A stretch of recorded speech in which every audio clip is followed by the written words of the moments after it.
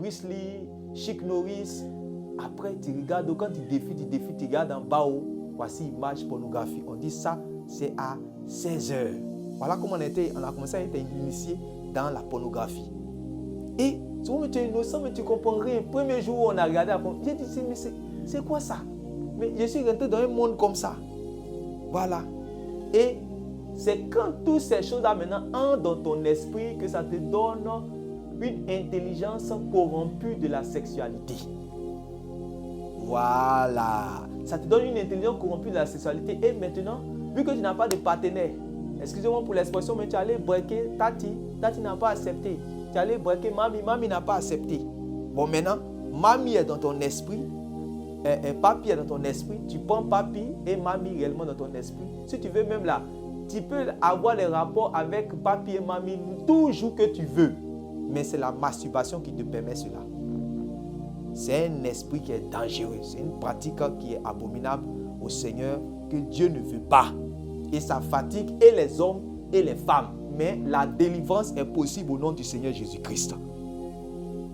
La délivrance est possible. Beaucoup de personnes en souffrent. Je vous dis, des personnes nantis, comme des personnes, des personnes qui sont intellectuelles, comme des personnes, des enfants, des jeunes, des adolescents, en souffrent aujourd'hui. Même des animateurs qui sont à la télévision, vous les voyez bien avec sa veste, bien avec son costume d'âme, tout ça. Mais, voilà.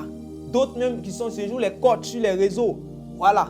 Se jouent les coachs pour donner les noms, les enseignements sur les réseaux, tout ça. Elles en souffrent parce que elles ne sont pas mariées, donc elles vont pratiquer ces choses-là. La masturbation. Mais il y a des conséquences terribles. Parce que celui qui commet ces choses-là, comme je vous dis, quand je commettais cela, vraiment, première impression que je vois, c'est que je suis étouffé. J'étais étouffé. J'étais affaibli. Physiquement, moralement, je suis affaibli. Voilà. Au départ, je me laisse pousser par les désirs d'abord. Les désirs, parce que je veux réellement accomplir ce qui est dans ma pensée. Je voulais accomplir ce qui est dans ma pensée. Et tous ceux réellement qui sont livrés à la masturbation, c'est ça. Ils veulent accomplir ce qui est dans leur pensée. Ils veulent accomplir ce qui est dans leur pensée, ce qui est dans leur pensée. Ils veulent tout faire réellement pour arriver à l'accomplissement. Mais une fois que la chose est accomplie, tu vas voir que ton cœur commence à battre. Tu es affaibli physiquement, moralement, tu deviens bizarre. Et dans ta vie même, tu vas comprendre que tu te mets en colère facilement. Et ce qui est grave, c'est que tu vas sentir un vide qui est toi. Un vide en fait. Un vide. Tu deviens vide. Et tu deviens triste. Tu deviens triste. Donc tu as tout ça là. Tu deviens faible. Tu es étouffé. Physiquement, moralement. Tu deviens bizarre. Ça c'est le côté qu'on voit d'abord. Mais il faut regarder maintenant le côté spirituel. Là c'est grave. Parce que tu ne sais même pas c'est avec qui tu couches. Tu ne sais même pas c'est avec qui tu fais ça. Tu ne sais même pas où ta sémence là va. Puisque c'est en pensée tu as fait, non?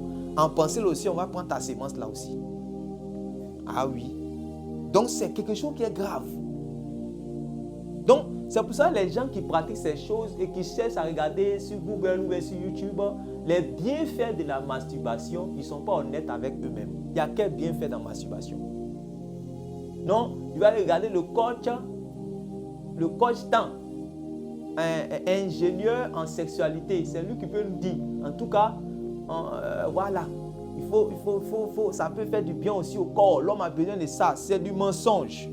Comment quelque chose qui t'étouffe, qui te rend vide, qui t'affaiblit moralement, qui te met en colère, qui te rend triste juste après être passé à l'acte là. Comment ces choses-là, il y a quelque chose de bon dedans? C'est mauvais. Donc la première personne à savoir que la masturbation est un péché et qui est dangereuse pour l'âme là, c'est la personne elle-même qui en est victime. Ça, c'est clair. Voilà. Des gens en souffrent. Par la grâce de Dieu, aujourd'hui, le Seigneur délivre. On a vu des frères, on a vu des sœurs qui ont été libérés réellement de la puissance de la masturbation à cause de ce qu'elles ont placé leur foi dans le Fils de Dieu. Elles ont reconnu leur péché. On a vu d'autres chrétiens qui en souffraient. Mais quand ils n'ont pas caché cela, parce que la masturbation, c'est un péché sous-noir. Le diable et les démons vont t'empêcher de mettre cela à nu par la confession. Ah oui, jamais il va te pousser réellement à confesser. Puisqu'il te pousse toujours à te cacher pour aller commettre cet acte. Vous voyez? Voilà. Mais regardez, je vais dire quelque chose même par rapport à la masturbation, parce que c'est une chose aussi qui peut vous empêcher, pour ceux qui vont écouter ou pour ceux réellement qui sont peut-être victimes de ça. Regardez, imagine-toi, parce que c'est ça, est-ce que l'homme a déjà pensé par exemple dans son esprit que Dieu te voit dans tout ce que tu fais et le monde spirituel est ouvert sur toi. Dieu te voit, c'est-à-dire que le Seigneur Jésus te voit, les anges te voient. Maintenant, les démons que tu dis, sors au nom de Jésus, sors au nom de Jésus. Tous les démons que tu as chassés là, dans le monde spirituel, là, eux voient. Imagine-toi réellement, tu es en train de faire ces choses et ils te regardent. Ah! Donc, en fait, il y a des choses là. Avant de faire la tentation, un peu, tu réfléchis quoi. Voilà. C'est-à-dire qu'il y a la parole de Dieu qui a dit de ne pas faire. Oui, c'est vrai. Mais quand tu regardes aussi les conséquences par rapport à ça, tu dis non. Vous savez, il y a des gens qui voulaient se suicider quand ils sont arrivés, quand ils ont vu que, qu'ils vont se jeter là. Il y a que la tête là va se fendre comme ça, ventre là, ça fait pouf, l'estomac va sortir. Quand ils regardent ça, ils disent, j'aime ma vie. Il renonce en même temps à son suicide. En fait, parce que les gens aussi, il faut aussi connaître un peu, c'est-à-dire que les conséquences de cet acte et puis les réalités, les choses que tu perds dans toutes ces choses-là pour que tu puisses aussi t'en abstenir. Parce que c'est quelque chose qui est dangereux. Et le monde spirituel te regarde comme ça. Tout le monde te regarde. Les anges, les saints anges te regardent, mais ce n'est pas seulement les saints anges. Les démons aussi te voient. Les démons aussi te voient. Voilà. C'est quoi tu vas pouvoir dire? On dit non, lui là. On dit Satan est l'accusateur des frères. Apocalypse chapitre 12, verset 11. Dit l'accusateur des frères qui les accuse nuit et jour. Donc même quand tout le monde dort, lui il est là pour regarder. L'accusateur est là pour regarder tout ce que les saints vont faire. Il sait que les gens qui sont dans le monde là, il les a déjà séduits. Donc lui ne cherche pas des preuves pour les accuser. C'est ceux qui sont quittés de son camp pour aller chez Jésus là. C'est eux, lui va aller chercher les choses qu'ils font là. Voilà, pour pouvoir les accuser. Vous voyez ce qu'on a fait à Daniel, non? On dit, ils vont chercher dans la loi, ils vont regarder dans sa vie ce qu'il fait de bien, ce qu'il va faire pour chercher une erreur quelque part. Si au moins même le diable t'accuse sur les bonnes choses, c'est bon, mais il faut imaginer qu'il a raison. Comme le frère Baou avait dit la dernière fois, il dit que ça seulement, ça lui fait mal.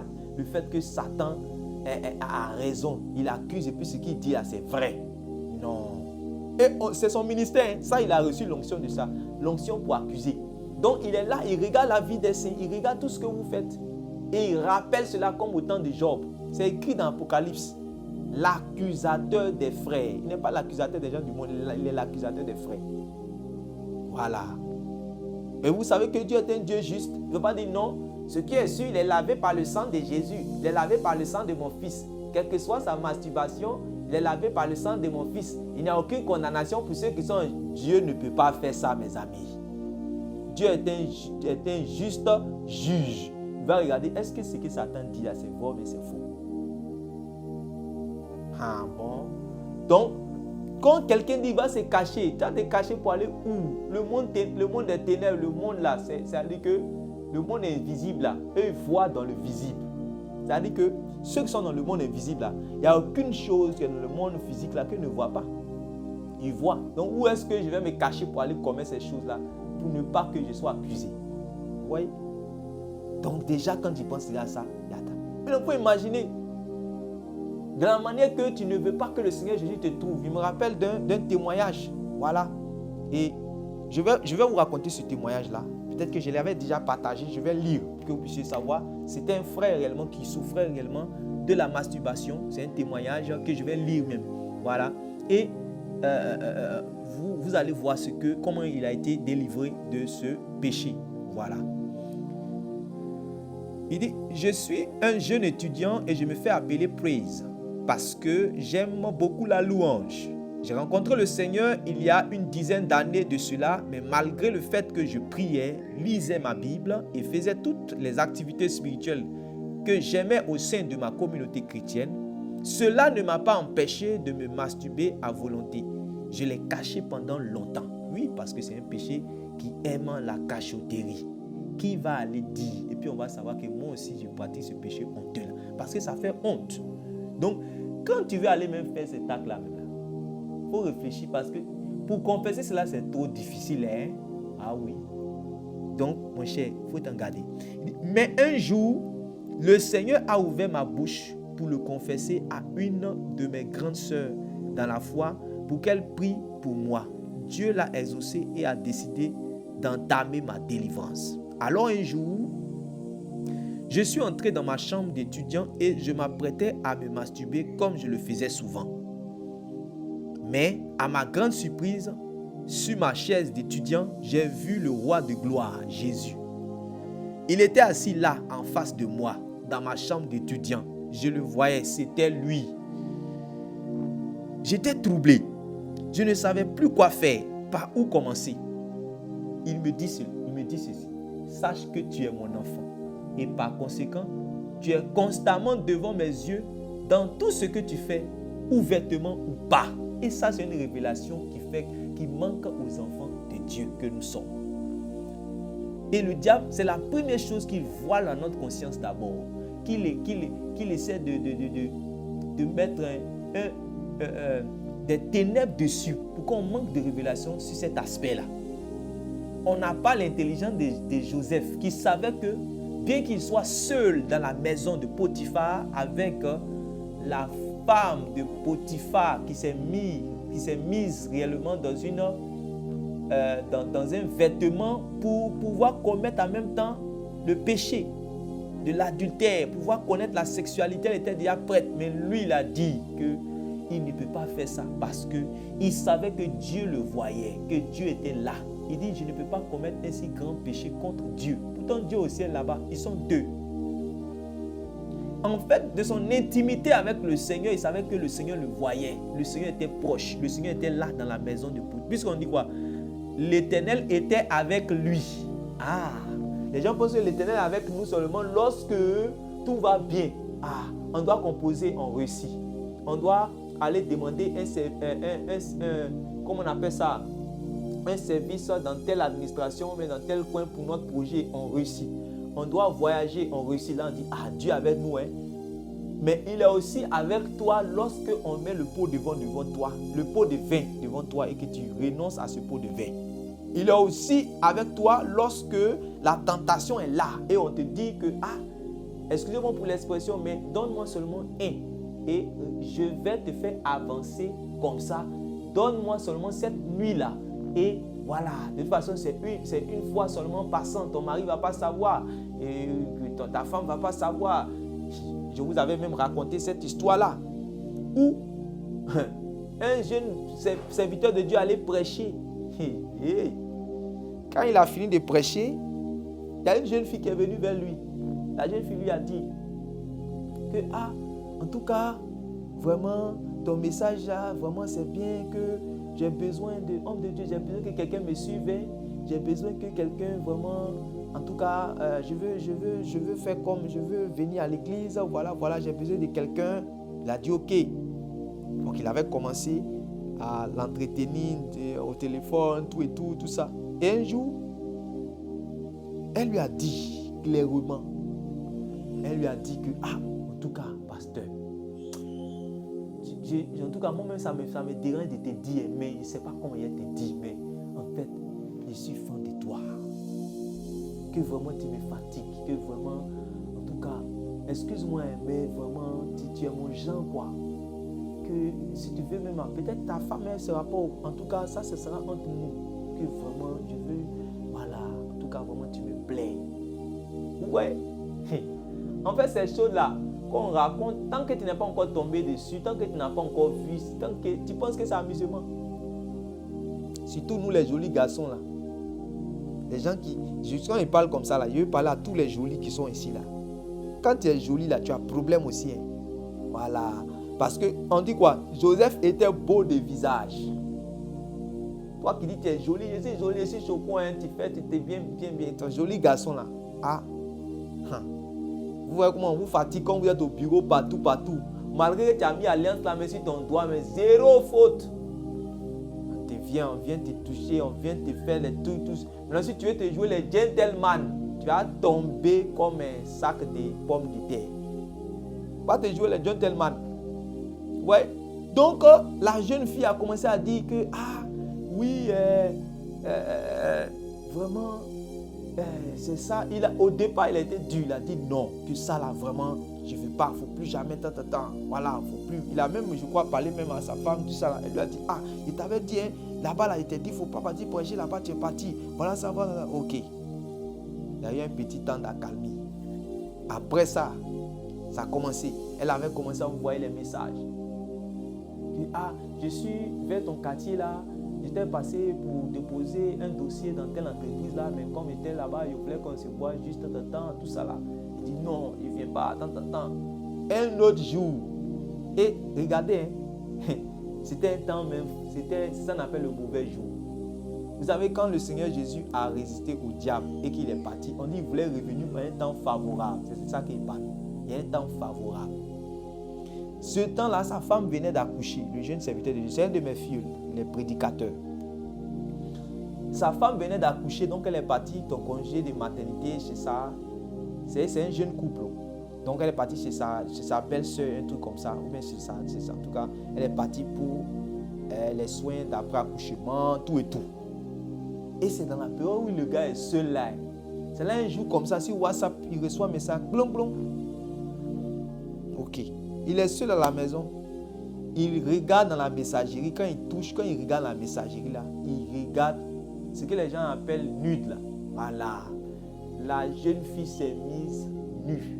S'est mise dans tout ce qu'on peut. Voilà. Et elle a envoyé les images, elle a envoyé les vidéos et elle lui donne rendez-vous. Et il m'a signifié quelque chose. Ça, c'est une confession que mon filleul m'a dit. Il m'a dit que, en tout cas, elle est belle. C'est-à-dire que c'est une belle fille qui fait ça. C'est pas une fille, c'est une belle fille qui fait ça. C'est-à-dire que tu as tout pour pouvoir, tout est déjà prêt. Tu as toutes les raisons, comme on dit là, pour pouvoir aller. Parce que tout, voilà, tu es tenté. Parce qu'il dit qu'elle est belle. Et il a lutté. Il a lutté dans sa pensée. Il a lutté, mais il n'a pas pu résister.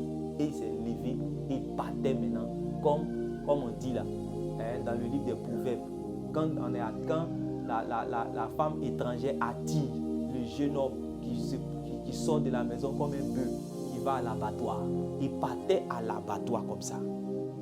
Et c'est là que sur le chemin, qu'elle a rencontré, je vous ai raconté ce témoignage, qu'elle a rencontré maintenant son ami là. Que son ami là, quand il a montré également le téléphone, il dit que voilà ce qu'il a fait à m'envoyer. Quand le gars a dit Satan, il a dit Satan comme ça. Et là que le jeune homme a pris conscience que vraiment il était dans les toiles d'araignée, il était dans le fiel à main de Satan. Vous comprenez ces choses? Vous comprenez ces choses? Donc, je termine ce témoignage. Le Seigneur lui a dit, sache que tu es mon enfant et par conséquent, tu es constamment devant mes yeux dans tout ce que tu fais, ouvertement ou pas. Cette parole m'a troublé pendant longtemps et il m'a fait comprendre que chaque fois que je me déshabillais pour me masturber, j'étais en face de lui, sous ses yeux, en train de le profaner. Bien sûr, puisque mon corps est le temple du Saint-Esprit. Ouais. Donc, en fait, quand le diable veut vous emmener à pratiquer les péchés sexuels comme ça, la première chose, c'est qu'il vous voit votre intelligence sur tout ce qui est, par exemple, ton corps est le temple du Saint-Esprit, le Seigneur est avec toi dans tout, jusqu'à la fin du monde.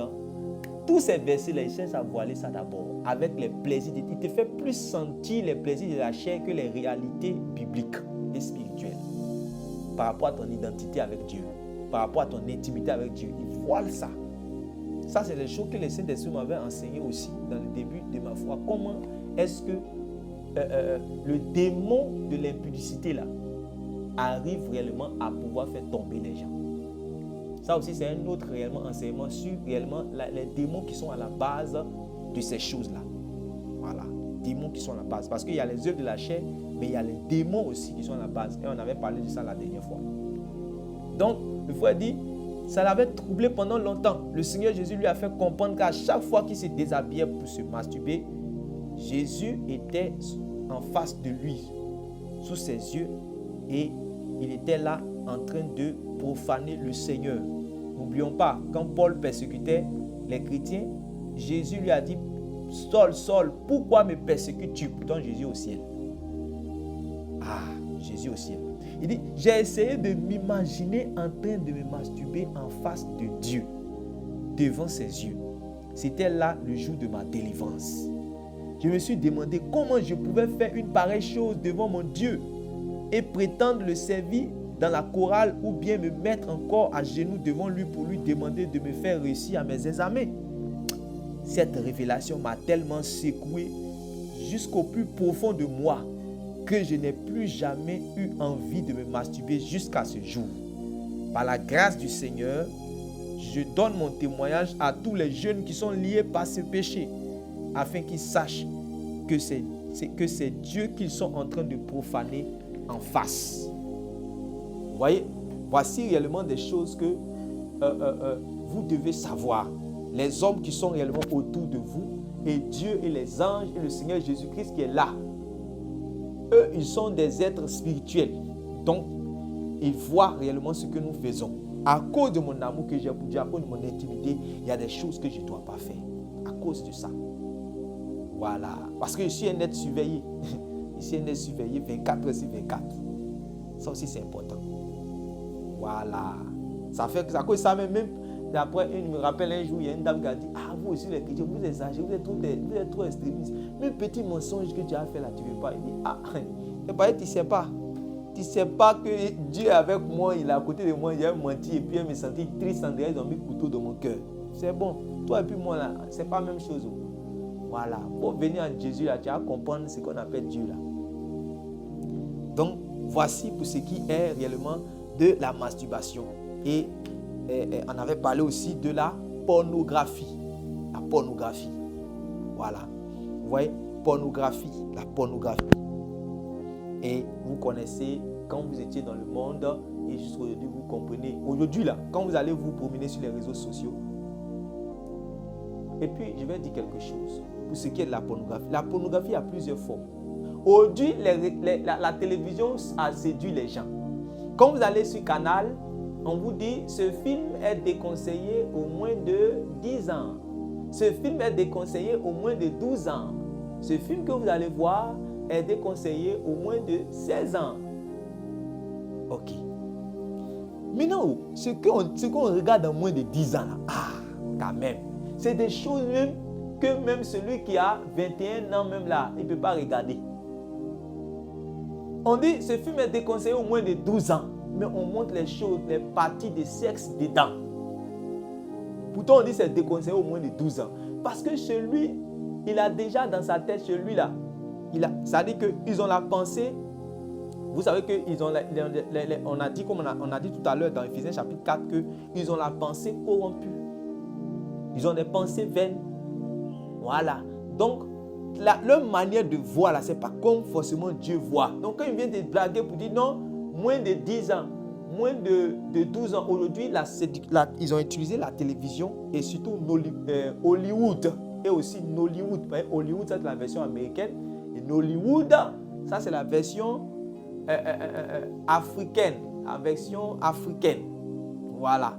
Où ils vont utiliser ces choses-là, ces chaînes-là, comme des évangélistes du diable.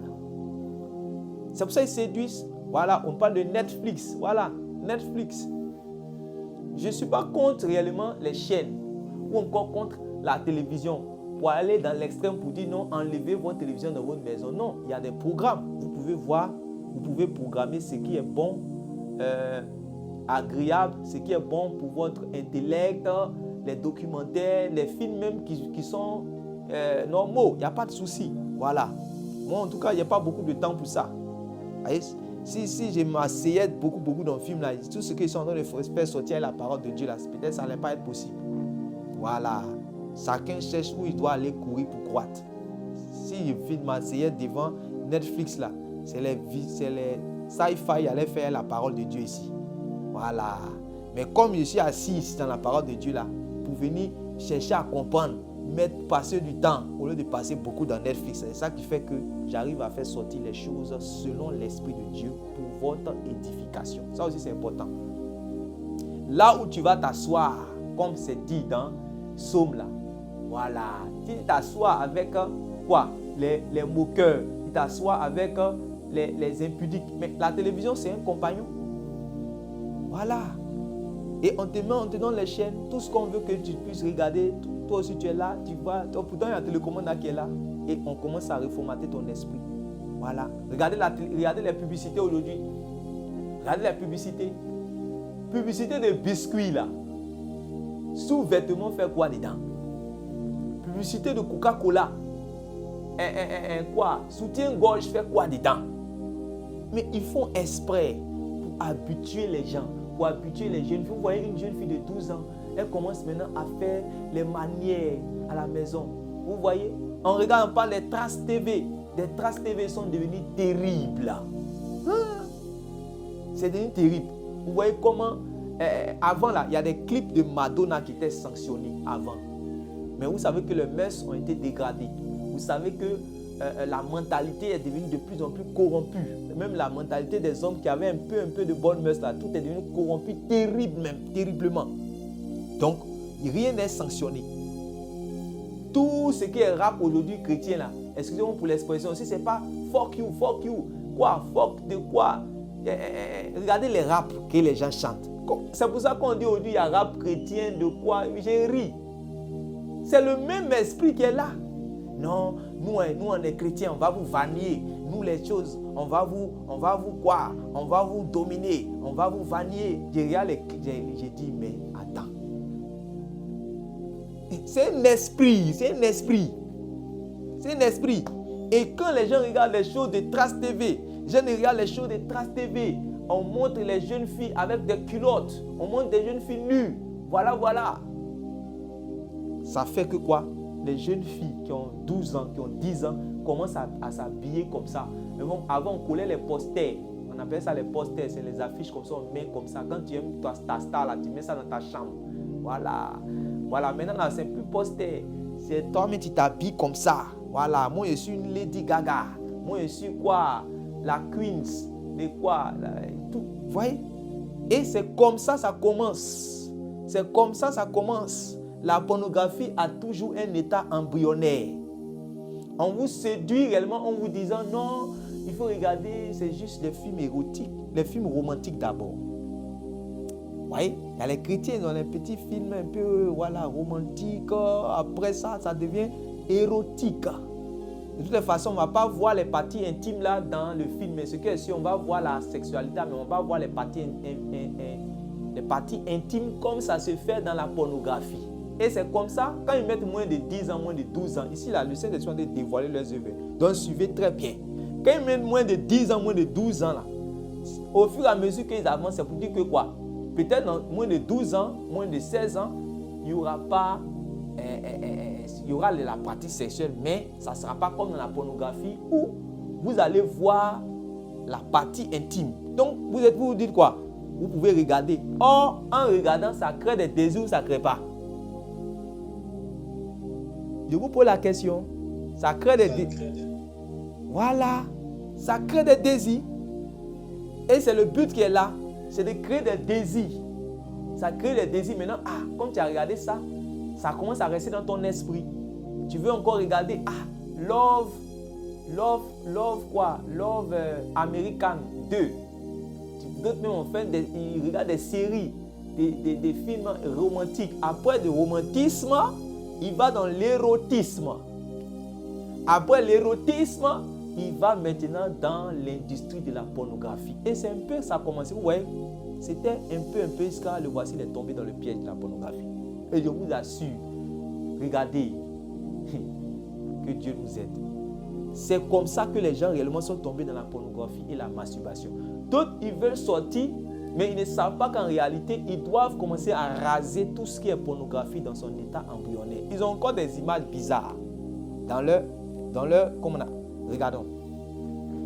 Prenons un texte. On va terminer par là. Il est déjà 22 heures. Prenons un texte. Parce qu'il faut que les gens il faut que les gens puissent trouver la solution. Comment est-ce qu'ils vont sortir de la masturbation? Comment est-ce qu'ils vont sortir de la pornographie? Comment est-ce qu'ils vont sortir de ces péchés-là qui sont sournois mais qui sont dangereux pour l'âme, qui détruisent? Voilà. Comment est-ce que je vais arrêter? C'est très important de comprendre ces choses. Regardez. Psaume 1. Psaume 1 dit quoi? Psaume chapitre 1. Psaume chapitre 1 dit quoi? On dit, heureux l'homme qui ne marche pas selon le conseil des méchants. Heureux l'homme qui ne marche pas selon le conseil des méchants, qui ne s'arrête pas sur la voie des pécheurs. Donc, on dit, ne marche pas selon le conseil des méchants, qui ne s'arrête pas sur la voie des pécheurs et qui ne s'assied pas en compagnie des moqueurs, mais qui trouve son plaisir dans la loi de l'Éternel et qui la médite jour et nuit. Vous comprenez quelque chose par là?